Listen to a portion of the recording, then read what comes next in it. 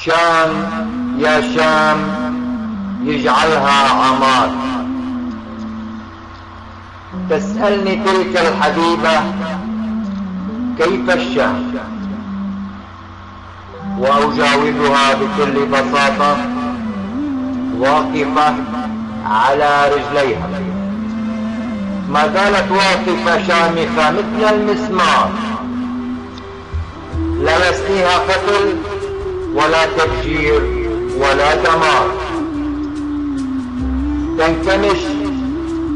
لا تنكمش لصقيع ولا تتخلص للنار، ما زالت كما كتبها عاشقها نداء، يفوح منها الياسمين في كل دار، وترقص على جبل خاسيون كل نهار.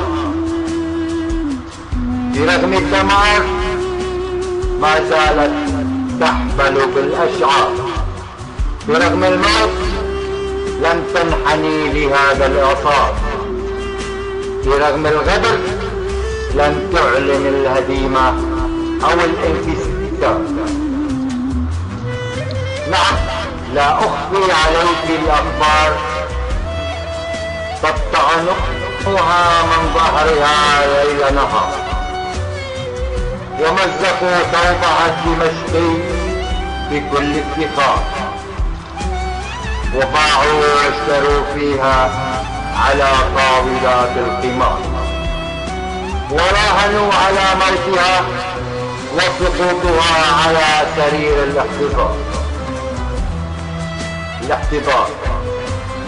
لكن شاءت الأقدار برغم الذنب أن ينبت في ساحاتها الورد والأزهار، برغم الحزن أن تبتسم الضحكة على وجوه الصغار، برغم الوجع أن تنهض من معركتها بهذا الشعب الجبار.